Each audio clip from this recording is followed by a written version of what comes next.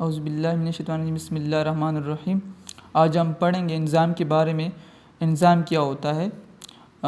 Enzyme जो होता है ये एक बायोलॉजिकल कैटलिस्ट होता है जो कि एक रिएक्शन को स्पीड अप करता है। ये एक ऐसा बायोलॉजिकल कैटलिस्ट होता है जो एक रिएक्शन को स्पीड अप करता है। The characteristic of living things such is breathing, growth, reproduction and responsiveness to stimuli are the outcome of chemical reactions taking place inside the body of a living organism.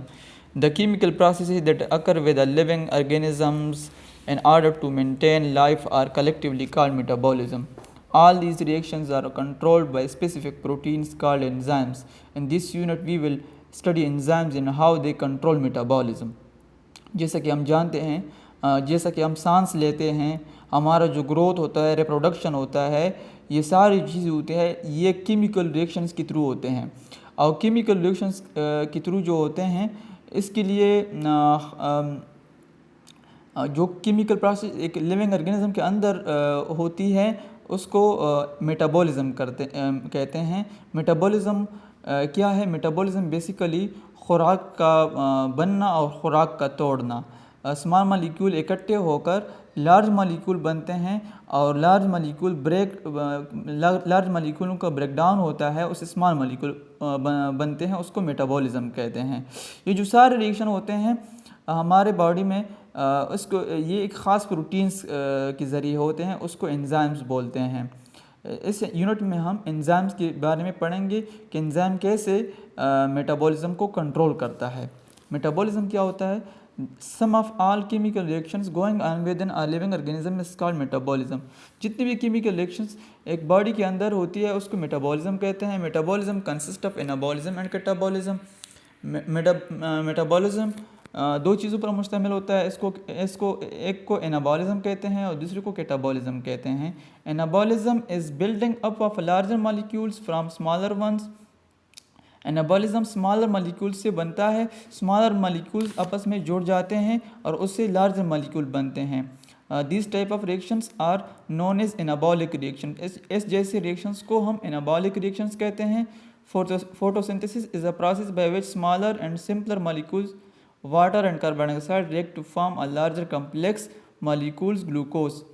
जैसा कि photosynthesis एक process है, इसमें smaller molecule simpler molecule जैसा कि water और carbon dioxide मिलकर ये आपस में रिएक्शन करते हैं, उससे एक लार्जर मॉलिक्यूल ग्लूकोज बनता है। Therefore it is an example of anabolism.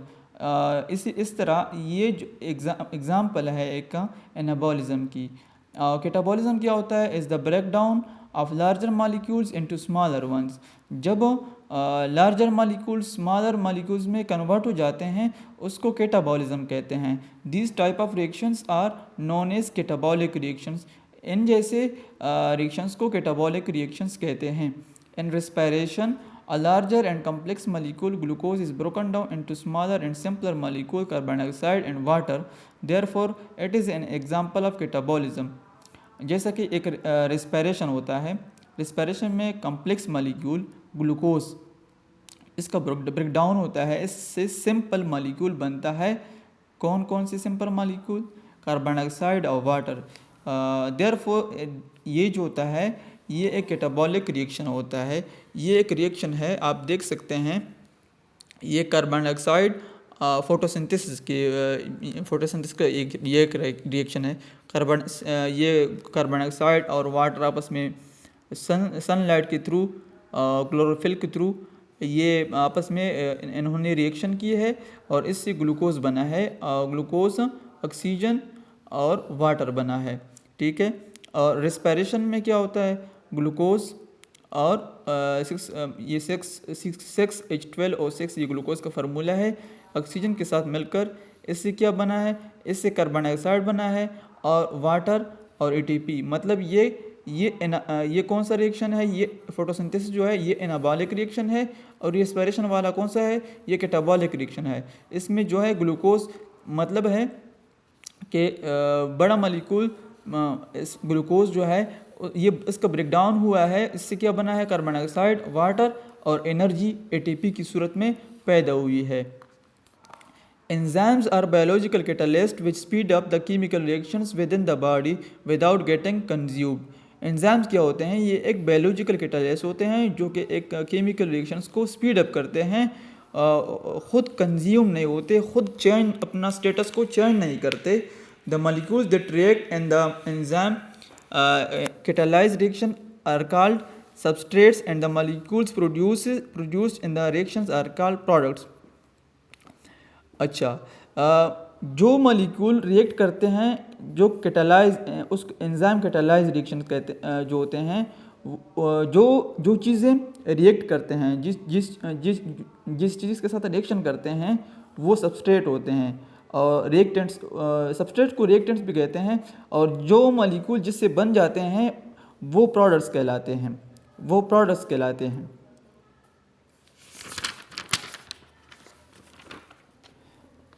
अब enzymes lower the activation energy.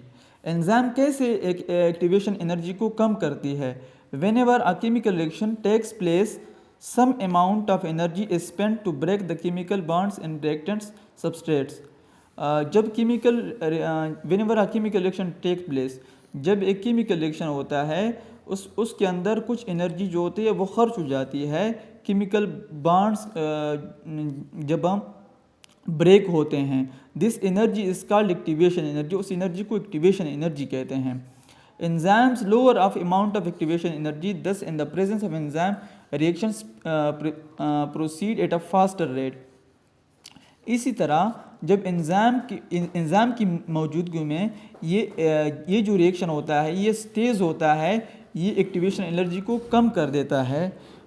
तो enzymes act in many ways to lower the activation energy. For example, they change the shape of substrate molecules or bring them in correct orientation. Enzyme जो होते हैं वो बहुत सारे तरीक़ों से जो होते हैं वो शेप को चेंज करते हैं सबस्ट्रेट की और फिर उसको ख़ास ओरिएंटेशन में लाते हैं. They may also disturb the charge distribution on substrate molecule. Charge distribution के ज़रिए भी उसको डिस्टर्ब कर सकता है. मिसाल के तौर पर ये एक रिएक्शन है ग्लूकोज और ऑक्सीजन का. ये एक रिएक्शन है. ये जब विदाउट एंजाइम ये आप देख सकते हैं कितना एनर्जी इस पे ये ग्राफ शो करता है कि बहुत ज़्यादा एनर्जी, एक्टिवेशन एनर्जी जो होता है ये यूज़ हो चुकी है प्रोडक्ट बनने में, कार्बन डाइऑक्साइड और वाटर बनने में. और जब ये विदाउट एंजाइम है और विद एंजाइम बहुत कम एनर्जी जो है वो खर्च हो गई है इस रिएक्शन में. तो enzyme lower the activation energy, इसी तरह एक्टिवेशन एनर्जी को कम कर देती है. फिर कैरेक्टरिस्टिक आते हैं एंजाइम्स के. एंजाइम के कैरेक्टरिस्टिक क्या हैं? Enzymes are proteins in nature and are secreted by cells. Enzyme जो होते हैं वो प्रोटीन्स होते हैं और वो सेल से सिक्रेट होते हैं. Enzymes function as catalyst and increase the rate of chemical reactions. Enzymes किस तरह काम करते हैं? ये कैटालिस्ट की तरह काम करते हैं. कैटालिस्ट की तरह काम किस तरह करते हैं? ये एक रिएक्शन को स्पीड अप करते हैं, उसको तेज़ कर देते हैं और एक रिएक्शन को तेज़ कर देते हैं. They do so lowering the activation energy. इसी तरह वो एक्टिवेशन एनर्जी, जो एनर्जी रिएक्शन के दौरान खर्च होती है उसको कम कर देती है. कम से कम एनर्जी में वो काम हो जाता है. तीसरा खसूसियात ये है, enzymes are specific in action. They are specific not only for substrate but also for kind of reaction. Enzyme जो होते हैं वो रिएक्शन के लिए स्पेसिफिक होते हैं. हर चीज़ के लिए एक स्पेसिफिक एंजाइम की ज़रूरत होती है. मिसाल के तौर पर सेलेवरी एक एंजाइम है, एमाइलेज एक एंजाइम है. एमाइलेज ये खासूसी तौर पर कार्बोहाइड्रेट को डाइजेस्ट करने के लिए है. इसी तरह प्रोटीएज एंजाइम प्रोटीन की डाइजेशन के लिए इस्तेमाल होता है. ये एग्जाम्पल है. A small amount of enzyme is needed to catalyse relative large quantities of substrate. थोड़ी मकदार में एंजाइम की ज़रूरत होती है एक लार्ज क्वांटिटी ऑफ सबस्ट्रेट को प्रोडक्ट में कन्वर्ट करने के लिए. They are not use during the chemical reactions. जो एंजाइम होता है वो केमिकल रिएक्शन में कंज्यूम नहीं होता है. All enzymes are synthesise inside the cells. जितने भी एंजाइम होते हैं वो सेल के अंदर बनते हैं. Some enzymes work inside the cells and are called intracellular enzymes. कुछ इंजाम होते हैं वो सेल के अंदर काम करते हैं, उसको इंट्रासेलुलर इंजाम्स कहते हैं। मिसाल के तौर पर माइटोकॉन्ड्रियल इंजाम्स, माइटोकॉन्ड्रियल इंजाम जो होते हैं वो माइटोकॉन्ड्रिया के अंदर काम करते हैं, माइटोकॉन्ड्रिया के अंदर जितने भी रिएक्शंस होते हैं उसको कंट्रोल करते हैं। Some enzymes are release from the cell and they work outside, कुछ इंजाम सेल से बाहर रिलीज होते हैं और बाहर काम करते हैं। Such enzymes are called extracellular enzymes, उसको एक्स्ट्रा सेलुलर इंजाम कहते हैं। मिसाल के तौर पर पेप्सिन इंजाम है, working in the stomach cavity, ये कहाँ पर काम करता है, ये रिलीज होता है स्टमक में पेप्सिन, ये प्रोटीन की डाइजेशन करता है। 6 नंबर खसूसियात ये है, in complex metabolic reactions many enzyme work together in a sequence, one enzyme takes product of another enzyme as a substrate. जब कम्प्लेक्स मेटाबॉलिक रिएक्शन होता है उसमें ज़्यादा एंजाइम काम करते हैं एक सीक्वेंस में, एक तरतीब में। One enzyme takes the product of another enzyme as a substrate, एक एंजाइम दूसरे एंजाइम से प्रोडक्ट सबस्ट्रेट लेता है। After speeding up the reaction the new product is passed on to the another enzyme, फिर वो प्रोडक्ट दूसरे enzyme को पास होता है। इस तरह एक दूसरे को पास होते हैं, इस तरह सबस्ट्रेट पास होता है, प्रोडक्ट पास होता है। Some enzymes require non protein molecules called cofactor, कुछ एंजाइम होते हैं उसको नॉन प्रोटीन, एक एंजाइम का नॉन प्रोटीन पार्ट होता है उसको कोफैक्टर बोलते हैं। एंजाइम का नॉन प्रोटीन पार्ट को कोफैक्टर बोलते हैं, जिसका वो प्रोटीन पार्ट नहीं होता है। ये एंजाइम का प्रोटीन पार्ट, जो एंजाइम का प्रोटीन पार्ट नहीं होता है उसको कोफैक्टर बोलते हैं फॉर द एक्शन के लिए। The main types of cofactor prosthetic groups, main जो टाइप्स हैं कोफैक्टर्स के वो प्रोस्थेटिक ग्रुप्स के हैं।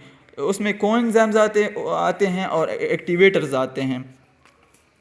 प्रोस्थेटिक ग्रुप में ये कोएंजाइम्स और एक्टिवेटर्स ये जो होते हैं ये एंजाइम को हेल्प करते हैं, ये एंजाइम को हेल्प करते हैं सबस्ट्रेट को कन्वर्ट करने में, ये एंजाइम को हेल्प करते हैं। ये नॉन प्रोटीन पार्ट होता है एंजाइम का, एंजाइम के साथ ये एक हेल्पर होता है। ठीक है,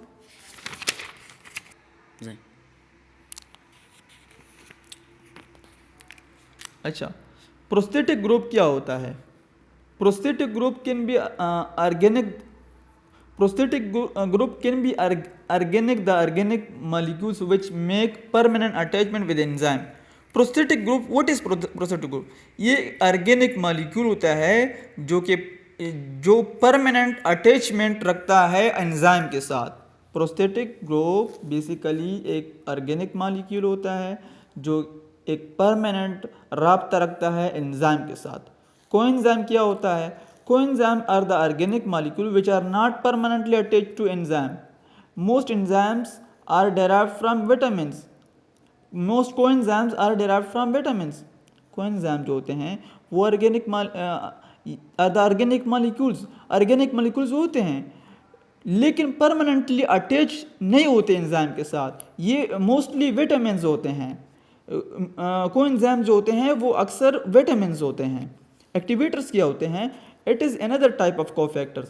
एक्टिवेटर्स ये दूसरा टाइप है कोफैक्टर का। दीज आर मेटल आयंस, ये मेटल आयंस होते हैं। मिसाल के तौर पर zinc, copper, iron which form temporary attachment with enzyme, जो कि एंजाइम के साथ जो टेम्पररी अटैचमेंट रखता है, एंजाइम के साथ टेम्पररी राब्ता रखता है, एक्टिवेटर्स। तो आज हमने एंजाइम के बारे में डिस्कस की बहुत डिटेल के साथ। आई होप कि आप लोगों को इसके बारे में आप लोग समझ हो चुके होंगे।